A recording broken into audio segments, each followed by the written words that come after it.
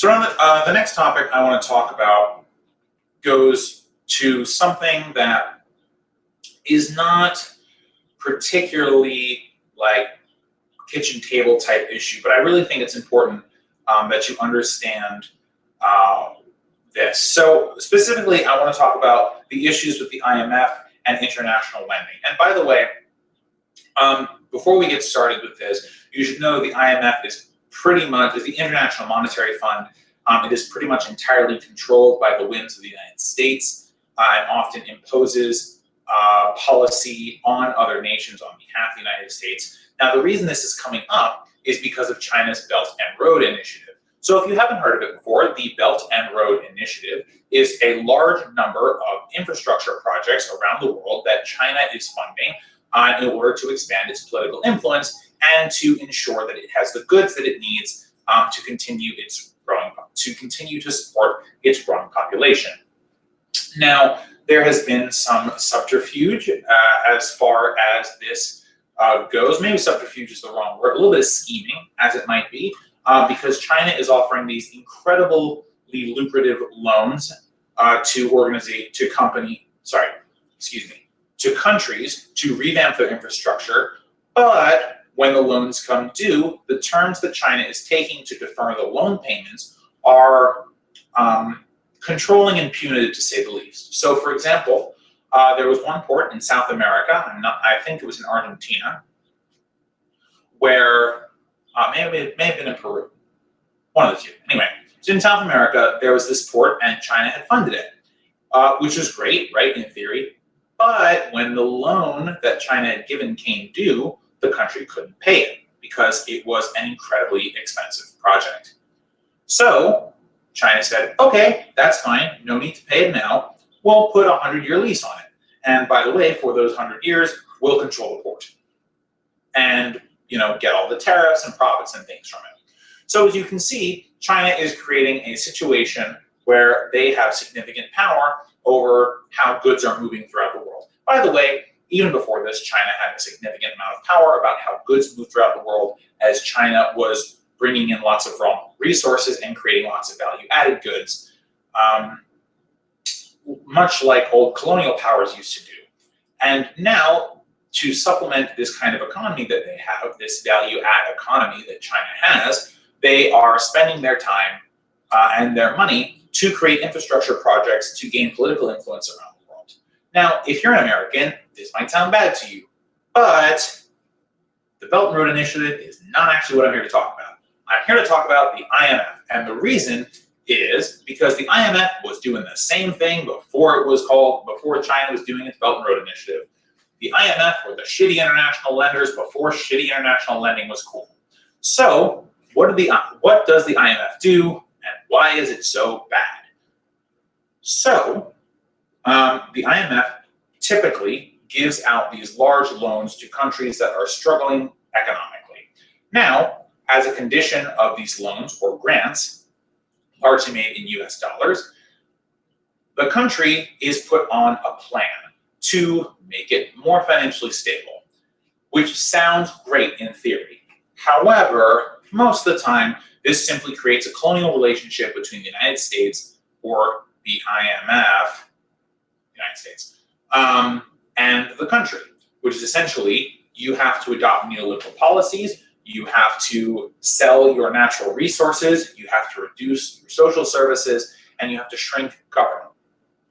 And by all this cost cutting, you will bring your government back into a place where it's stable, and then you can pay off the loan and it'll be great.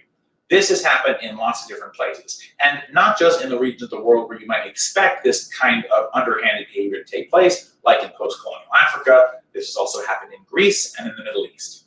So the IMF, and by the way, a lot of this happened during the Cold War. The IMF was used as a tool to bend countries to a capitalist will and to make sure that communism, socialism, or whatever pro-Soviet ideology you want to call it, was not spread.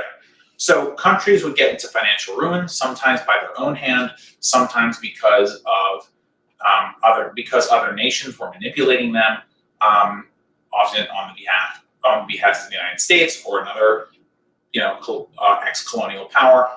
and they were creating situations of financial ruin. Well, who would show up at the worst time of in a country's financial history than, ta-da, the IMF here to save the day. And the IMF would provide these loans. And the loan is free, kind of, as long as you do exactly what they tell you and sign on to their neoliberal plans. Well, the obvious problem with this was that these neoliberal plans didn't take account for the types of things that were going on in these countries. These were cookie-cutter arrangements that the IMF was imposing on countries without considering the political realities of what was going on the ground. So, unfortunately, what ended up happening primarily is that these countries actually ended up in worse financial shape than they were in the beginning. The IMF didn't save any of these countries. It just put them in perpetual servitude and debt to the IMF, which is mostly controlled by the United States, and got these countries to implement policies that were good for the West and the United States and terrible for the country. It's essentially colonialism by another name. So the reason I wanted to talk about this is because we're hearing so much about China's Belt and Road Initiative being colonial, being imperial, being the types of things that we on the left are absolutely against. But the reason they're talking about it is partially to create, anti-China sentiment, without revealing the fact that America is currently and has been engaging in these same behaviors for the last couple of decades. And especially at the height of the Cold War, when we believed it was in our best interest to force other countries to bend to our will economically and ideologically. So all I'm trying to say here is that when you hear things about the Belt and Road Initiative, just make sure that you understand that this is being raised to fit a particular narrative, that China is bad, that America is fine. But on the other hand, America is doing the same thing with the IMF. And by the way, the IMF isn't the only international lender of problematic issues, right? So other international lenders, like the World Bank and just countries out and out, they're never really lending for their own good. Oftentimes, these loans come with particular restrictions. These countries want something in return, and it's not just their money back and a little profit. Oftentimes, these loans, these benevolent loans or what have you, even where the loan is free, it's coming from a place of, hey, if we get you to do such and such a thing and give over your natural resources or your natural wealth to our country for its benefit, then fine, then we'll give you a little bit of our hard currency for you to fix your government. But the requirements for these loans are almost always detrimental to the country who's taking them. And regardless of who is making the loan, we on the left should be against this form of colonialism, whether it's the IMF, whether it's other international lenders, or China's Belt and Road Initiative. But at the end of the day, just remember that the reason we're hearing so much about this is to suit a narrative that we should not fall for, because as Americans especially, and people in the West, with one hand we criticize China for their colonialism, but on the other hand, we bear the successes and we benefit from the colonialism that our country and countries have benefited from through their international lending and through their conditional lending, which in other words called soft power.